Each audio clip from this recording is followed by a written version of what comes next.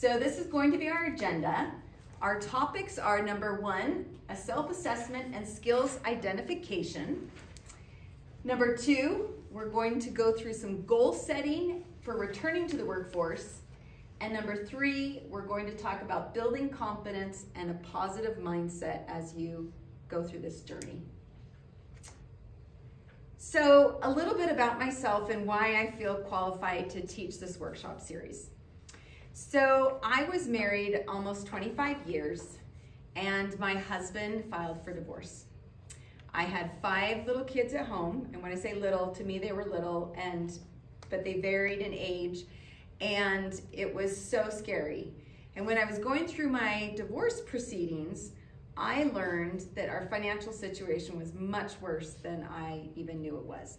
And so what I learned in this process is that even if we hadn't gone through the divorce, I was going to have to return to work anyway. So as scary as it was to have to return to work, I was, because of a divorce, I was going to have to do this regardless because our financial situation was just so terrible. So this is what my little family looked like when my husband filed for divorce, and this is a couple weeks after it was final. And my oldest to my youngest, and this is the why. This is the why I went back to work, was for them. I had always planned to return to work. That was always something I had planned to do at some point in my life. When all the kids were done, being little kids, I was going to go back to work. I grew up in a household where my mom was a stay-at-home mom. My grandmother, her mother, was a stay-at-home mom too. And that's what I wanted to be. I knew that at some point I was going to do something with my degree and I was going to return to work, but it was going to be on my terms. It was going to be when the kids were raised and I could casually decide what it was that I was going to do when I grew up. But because I was forced into the situation and we had a really bad financial situation, I had to think about how I could go back to work, and it was super, super scary because it had been almost 20 years since I had been working. I had an eBay business on the side to bring in some extra income, but I hadn't been in the workforce. And I graduated in communications and I emphasized advertising. So at that time, going back into work for advertising made no sense because when I got my degree, it was not digital. The internet didn't exist. So everything that I learned and got a degree with was obsolete all of a sudden. So I thought to myself, well, I've got a degree, that's great.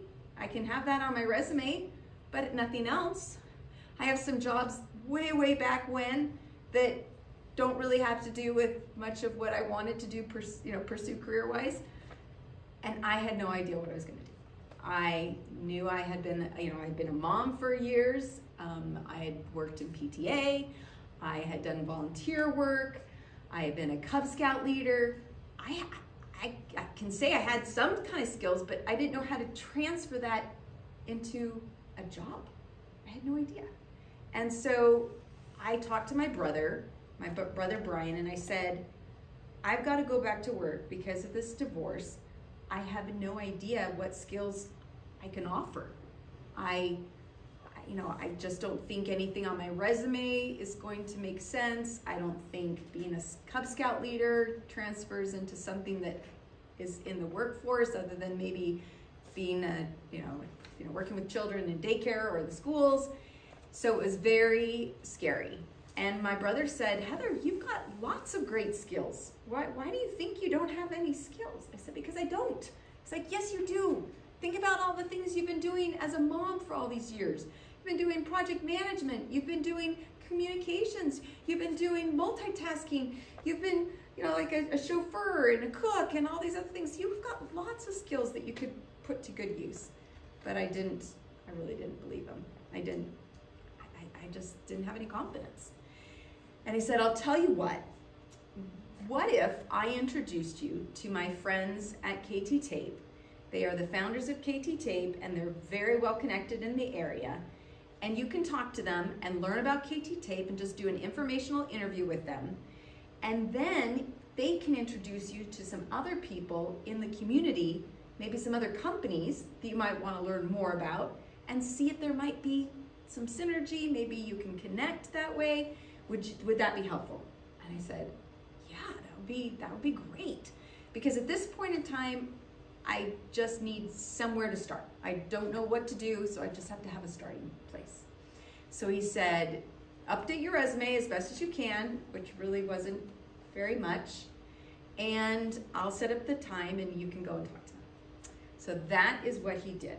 So in early December of 2014, my brother had set up this appointment and I got to talk with the founders of KT Tape.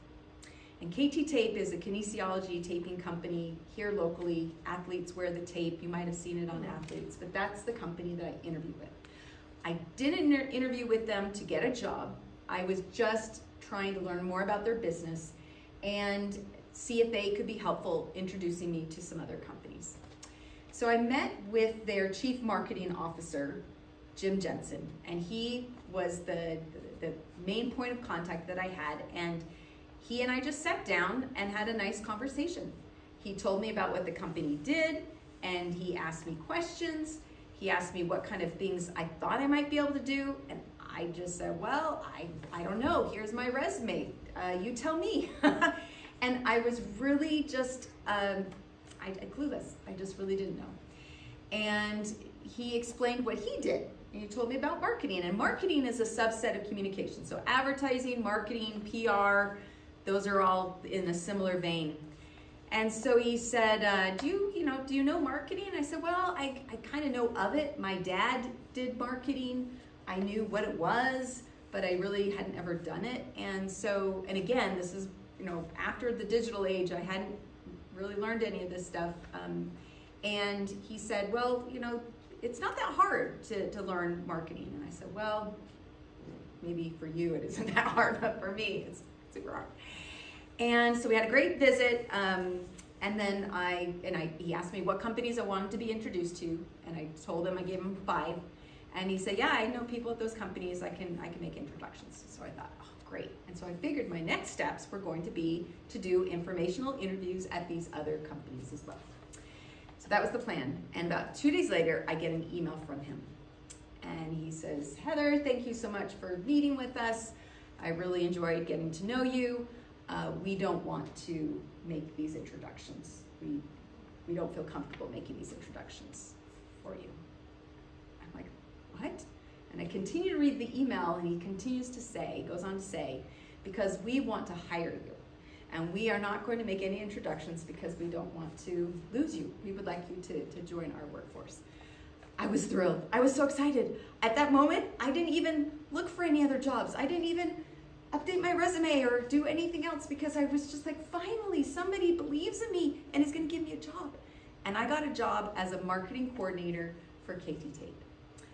At 40-something years old, I was a coordinator for a company as if I was a graduate from straight out of college.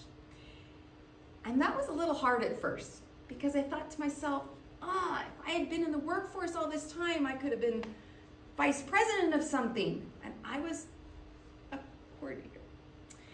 And so I had to balance that between feeling embarrassed that I was a coordinator and there were college students making the same money I was, but also grateful, having so much gratitude in my heart that somebody believed in me and could see that I had some skills.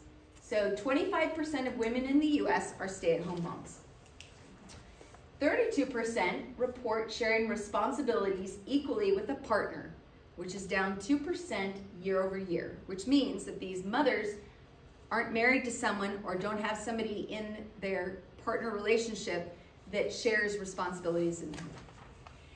And 48% of moms have felt frequently or always burnt out by motherhood in the last year. And quite frankly, I'm surprised it's not higher. I would have guessed it would be 80-something%.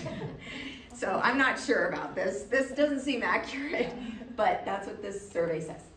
And 71% report they are planning to cut back on spending, which tells me that there's lots of stress, financial stress that's going on. So all of these statistics tell us a lot. They tell us that mothers are taken on a lot of work and in the home right now. It's stressful.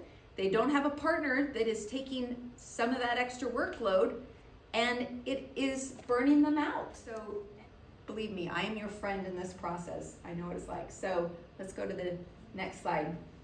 So these, again, are the 3 topics that we are going to be covering in our agenda: self-assessment and skills, goal setting, building confidence. And you're going to feel just a little stronger, a little braver as we continue this workshop.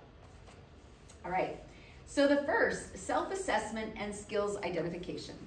So before we actually start with self-assessment and skills identification, we need to set the foundation and the groundwork for why we are doing this. Are you going back to work because you want to make extra money? Maybe you have to make extra money. Maybe you don't, but you think, oh, I think I'd like to, add to our income, have some more money for trips, etc. And some of you may absolutely have to go back and now. Like, you have no chance to think about what you want to do. You just have to make money as quickly as you can. I'm coaching a mom right now.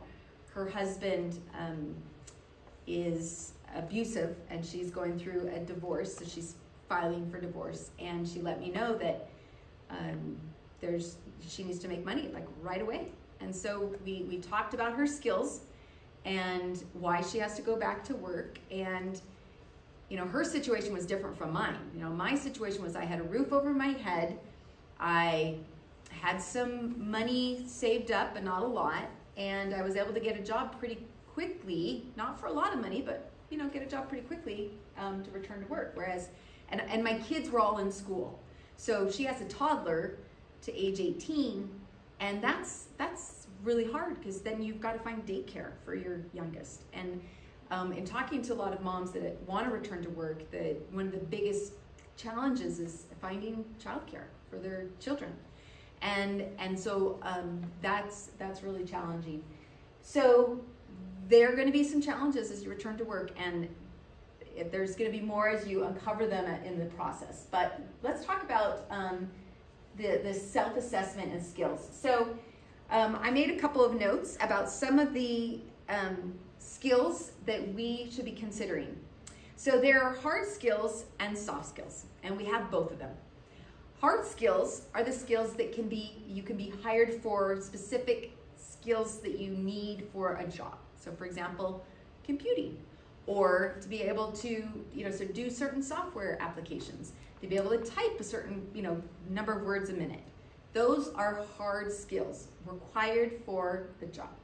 Soft skills are more like communication, empathy, understanding, difficult concepts, being able to teach. Those things are just like, those are quantifiable. They're a little bit more challenging. And so, patience, empathy, those skills are things we learn outside of work. It is human nature to learn and acquire these skills over time. And the soft skills are the ones that we all have and need to uncover in this process.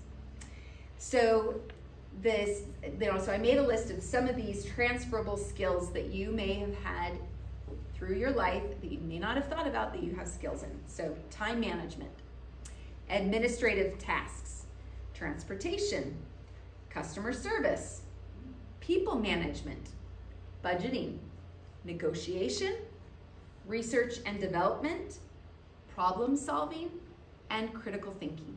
So these are just some that I made. So as part of our workshop, I am putting you to work, and I want you in the next couple of minutes to make a list of as many skills you have. If you have ever baked a cake, you can bake. If you have ever run errands for someone, obviously run errands. Anything that you have skills around, soft or hard, put them on your paper, make a list of all of those skills. So if you know a computer program, if you are really great at public speaking, maybe you have given talks and you feel very comfortable that way, working with children, make a list of the skills that you have that are transferable to work. And I'm telling you, you have lots of skills and talents. You just may not have thought you do. So, we talked about time management, problem solving, all those things. You as a mother have to solve problems.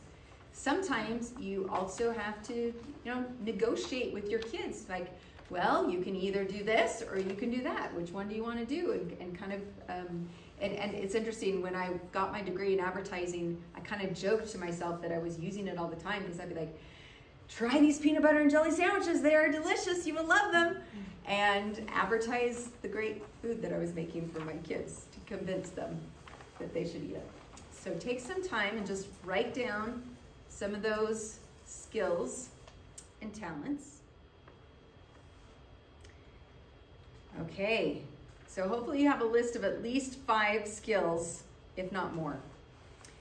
And now that you have this list, I am going to talk about some other things, and then we're going to come back to this list.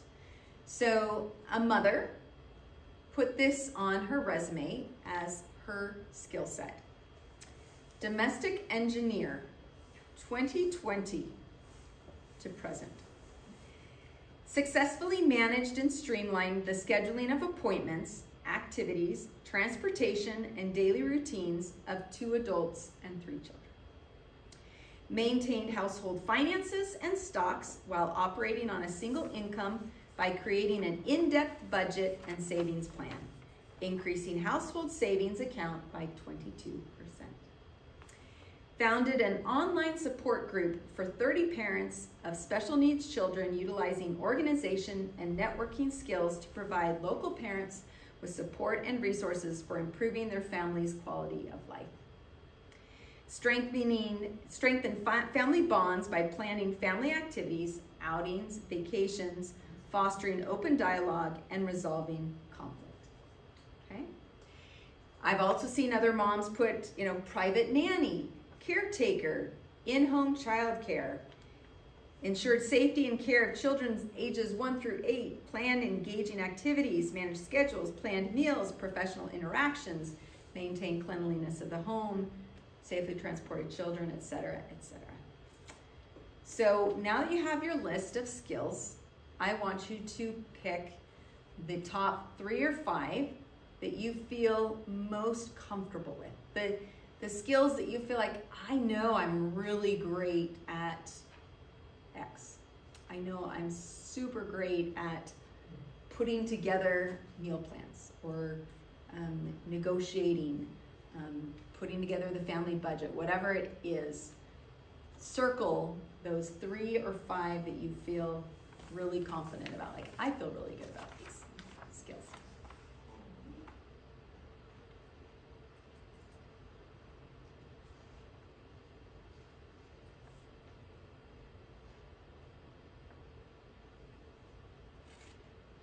So what you're going to do with this list is you're going to keep this list for next time, because we're going to use this to help with our resume. And something else that I want you to do, and this is one of your homework assignments, and the checklist on your sheet is going to list one of these in the checkbox. You are going to talk to friends and family, and you're going to get some more skills and talents from them.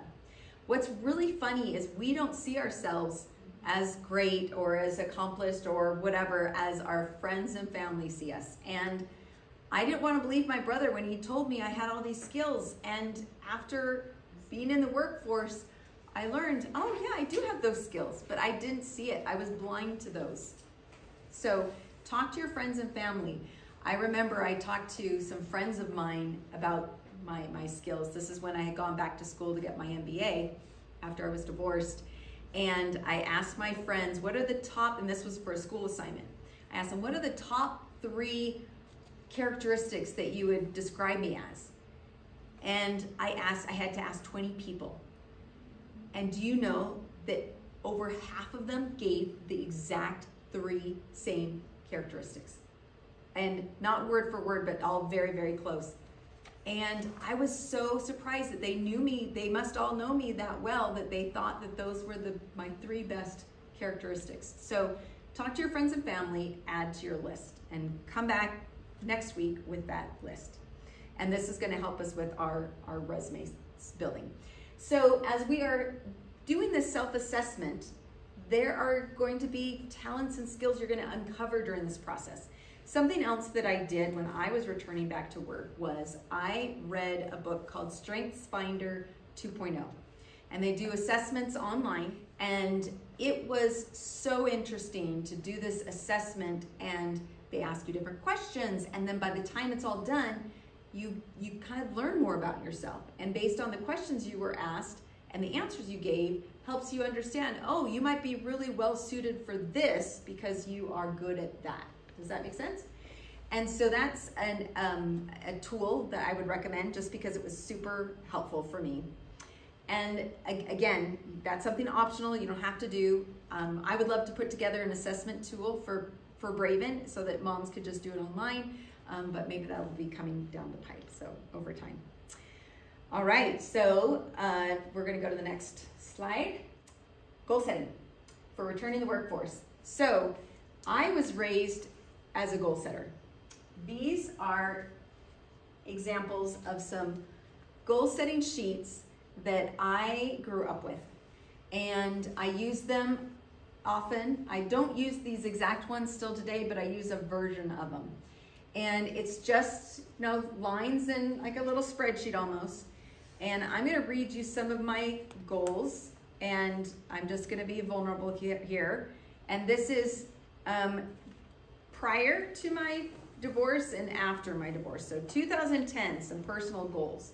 So I usually, when I set goals for, intellectual, emotional, spiritual, financial, physical. Like I try to choose multiple goals to focus on so that I can be as well-rounded as possible. So in 2010, closely follow the budget. Personal prayer, morning and night. Reading the ensign. Talk kindly, don't raise your voice. Be patient with the children, no sharp language. Be positive, don't complain. Practice the piano. Put things away immediately. Keep the car clean. Don't eat after 8 p.m. No caffeinated drinks. So that was my goals of 2010, sorry. My goals of 2019 were very similar, a little different. Write and journal each week, pray morning and night, exercise each day, avoid sweets and junk food, wake up when the alarm goes off, read 1 book a month, learn Spanish, organize photos, finish kids' photo albums. And those are just some of my goals. I no longer had the goal of, talk kindly, don't raise voice, and be patient, but I think that's mostly because my kids were more grown up by then. So this is just to give you some examples of how I approach goal setting, but we're talking about goal setting for going back to work. So what is your goal for returning to the workforce? How soon do you want to return to the workforce? And you need to think about, do you have to work for a certain amount of money? Like, in other words, you have to start a job making as much money as you possibly can. So this one mother that I'm coaching, she speaks Spanish, and she got her degree in, I think it was like project management, something like that, as her undergrad, and a minor in Spanish translation. And so we talked through, what her goals were for returning to the workforce. And she said, you know what, Heather, I just need to make as much money as I possibly can. Like, I don't even care if I get to do something I want to do and I enjoy. She's learning coding, learning to be a developer. And she says, if I can't make very much money doing that right now because I'm not skilled enough, I just need to make as much money as I can. So think about where you are in this journey. Some of you may have to make as much money as you can right now because you've got to pay the bills. Others of you may have more freedom and luxury, and you can return to the workforce to do something you really want to do, that you would really enjoy doing. And that's something great that I didn't have. I just had to make as much money as I could. And I was grateful that I was able to get the job that I did right out of my divorce. So, think about your goals. How soon do you want to return to work? How, you need to start thinking about how, why, and what are you going to accomplish? So when I set goals, I don't think about the things that I should do, because those goals you're not going to stay with those very long. I should lose weight. I should exercise. I should, whatever it happens to be. So when you're making your goals, phrase them as I want to, okay? I want to return to the workforce in 3 months. I want to apply for X amount of jobs. I want to. So if you put it in a should format, we're not convinced yet that we really want to do it. You know, it's kind of something like, well, I feel obligated. I know I should, but I'm giving myself an out, okay? So think about, we have somebody that joined us, so I'm going to give you a worksheet. Yes. Thank you. So think about and write it on your back of your paper if you want, or you can do this at home later. But think about the goals you want to have, okay? And start small. And what I want you to do is make some goals that aren't even related to work. And I'm a big believer that goal setting starts and good habits start the Monday of each week and the first day of each month and New Year's Day. Every one of those, it's a first fresh start. So for example, last week I was out of the country. I had goals set, but I didn't do any of them because I was on a vacation. One of my goals was to eat more healthy. Do you think I ate healthy on my trip? No, not at all. So I want you to think about every Monday, every first day of the month as a new beginning, a fresh start, so that if you had a goal that you didn't start or you didn't do well, there's a new day. Every week, there's a new Monday. So start small. So start thinking, I want you to get into the habit of setting goals and building up your confidence. Once you can start doing things regularly and start building good habits, they will transfer into your workforce journey, okay? So, for example, it could be as easy as make my bed first thing every day, okay? That makes me feel so good. It makes me feel like I accomplished something, and it's something so small. And so that is on that it's not on my goal sheet anymore, but there was a time when that was on my goal sheet. Give yourself some goals that aren't hard at first. Just set some goals that you can start feeling confident and good. And like I said, I put them in a spreadsheet. I put mine in a spreadsheet. And how I do it is I put what I'm going to do. So I put what in one column, why I'm doing it, and how. Because it makes me think about the goals that I've set. So what could be your goal here? What could be update my resume for work? Okay, that's what you want to do. Okay. The why could be because I need it to get jobs. People need to see what my skills and my work experience is. And the how would be attending this workshop series, learning about the new trends in creating resumes, so you could Google that. Another how could be talk to a friend who's really great, who's professional, who can look at my resume, give me suggestions. And on my goal sheets, I put in, so I have these on a monthly basis, but my goals now are on a weekly basis. So on Sunday, I review my goals and I give myself a plus if I am doing it, like I'm making progress. So maybe you've made the call, but you haven't yet had the meeting with the person to update your resume, or you've found your old resume, but you haven't done, you're making progress. So I put pluses every time every week that I can say I did one thing. I put a minus if I didn't. So if I didn't do anything that week to make progress, I get a minus in my little box. And if I accomplished it and I finished, I give myself a check-in box, okay? You can do this any way that works for you. And that's what I think is important. You do what works for you. And that's what works for me. So think about, make a list of the goals that you want to have either for the workforce, journey, or just in your life. Do you want to read a book each month?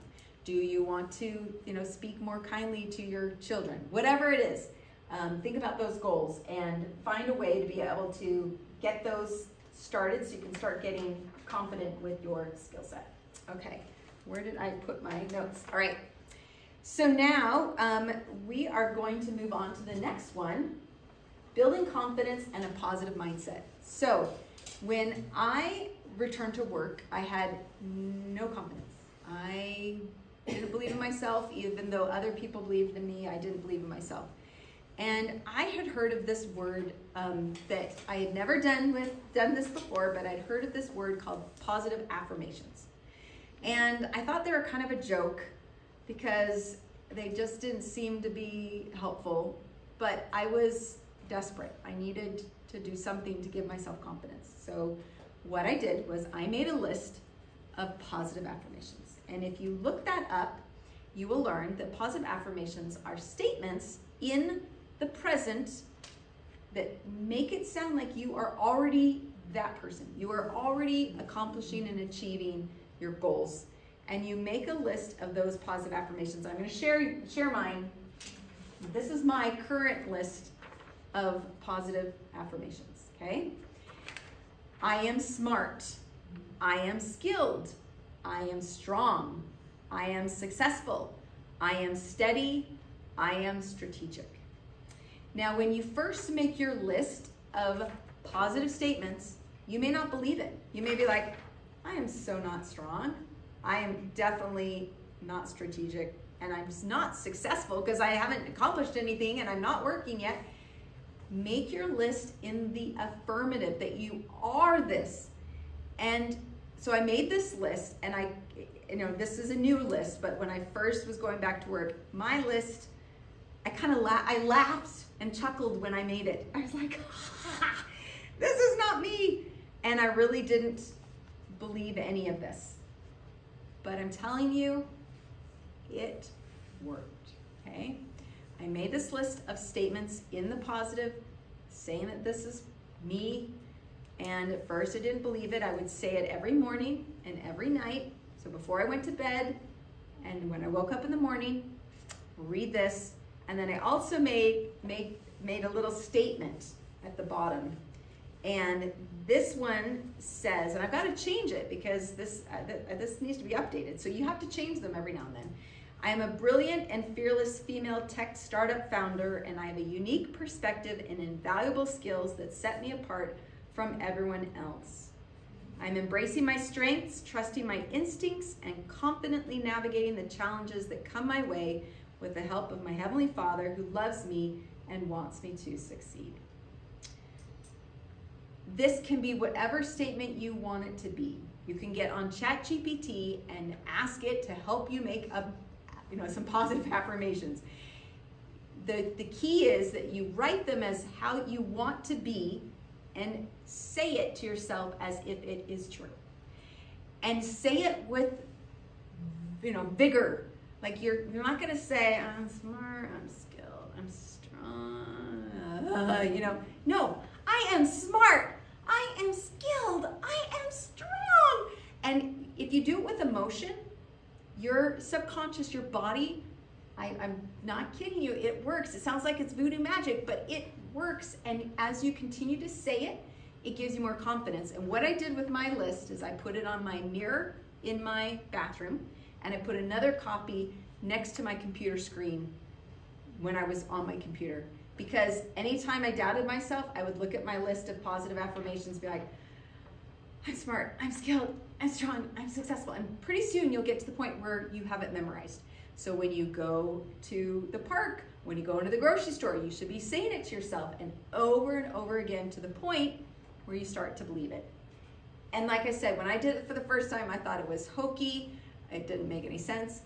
But as I look back at some of my affirmations I've done in the past, I'm like, I am smart. I am strong. It feels really good. So I just wanted to give you that. Let's go to the next screen. This is one of my very favorite quotes. And this is by an author named Alice Walker. She was the author of The Color Purple, and she's amazing. There will never be a perfect time to do something that stretches you. That's true whether you are starting a business, having a child, changing careers, or wrestling with any number of challenges. That's not a license to be reckless and never think things through, but at some point you have to embrace the uncertainty because it is the only path forward. If you were ready for it, it wouldn't be growth. What we are talking about during this workshop series is growth. Even if you decided at the end of it that you just weren't sure that you wanted to do this and you started to lack confidence, just do it because it's going to help you grow. Don't you want to be different, better, stronger? And your children, your family will be blessed for it. I promise. They will become more independent. They will become more grateful. They will see things in you that you don't see in yourself, but they will come to admire and believe that those are skills and qualities that you have acquired because you went through something hard. This is going to be hard. This was so hard for me. I'm not going to say it's easy, but because I'm going to be here to guide you, it'll be a little easier. Okay. So these are the key takeaways to remember from this session, and then we're going to open it up for questions if you have any. So you're going to assess your skills. So after this, go home, think more about your skills. Put your paper on your kitchen table or somewhere so you can see it and add to it. Like when you do something during the day, you're like, oh, that's a skill. Yeah, I'm good at that. You know, develop a positive mindset. This is going to be hard. You are not going to have confidence. You're going to doubt yourself. You're going to think, oh, I can't do this. This is just too hard. I doubted myself too. I promise. And it's funny because I look back at my old self and I think, I was so wimpy. I just didn't have any courage or confidence. And it came over time. Set actionable goals. So start thinking about what those goals are. It is Thursday. You have until Monday to get some goals on your sheet, okay? I want you to come next week and be able to say, guess what? I have goals, and they're not just about the workshop. I am doing all these other great things too. And then be brave. Be brave. Braven has 2 V's. Do you know why that is? Because you have to be doubly brave. It's not going to be easy. I am going to be the first to tell you it's going to be hard, but it's going to be so worth it. What I recognized, and something that I wish I had done sooner, was I wish I had developed some pride in myself sooner. And I think if I had returned to work sooner, I probably would have had some of this pride. But I think it's never too late to develop that pride and start feeling confident. And so that is something where you're going to be brave. And something else that I want you to do for 2024 is this is our year to be brave. Every time you have a choice to make, I want you to think, is this being brave? Is this the brave decision, or is this the small decision, meaning I'm shrinking back because I'm just not ready to have the difficult conversation?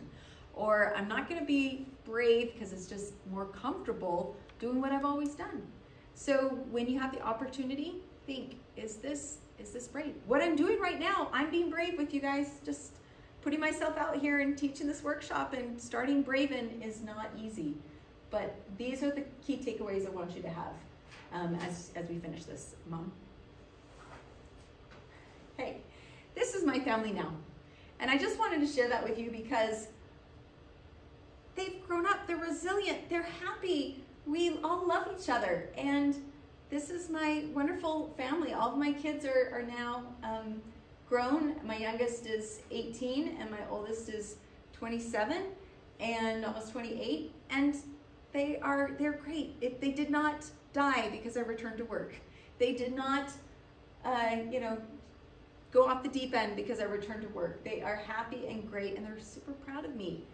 And I would love for you to go to support@braven.com and just email me so I can add you to our newsletter. That's going to be starting up soon. It's not quite ready yet. And then the website is braven.com. So think brave with 2 V's and then an N at the end. So braven.com. And then follow me on social media. My handle is Be Braven because every other brave name is taken. So Be Braven, so because you're going to be brave with me.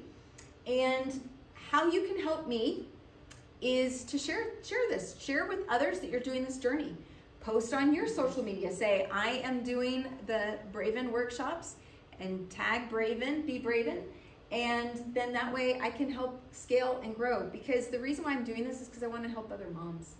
And if I can help 5, that's great. But if I could help 500, that would make me even happier. And so if you know moms who could benefit from this, they can watch online or they can do it here in person. And we should also have the recordings shortly as well that we will upload to the website. So right now it's just the workshop series. but we'll have additional, cheat sheets, different tools that you'll be able to get online.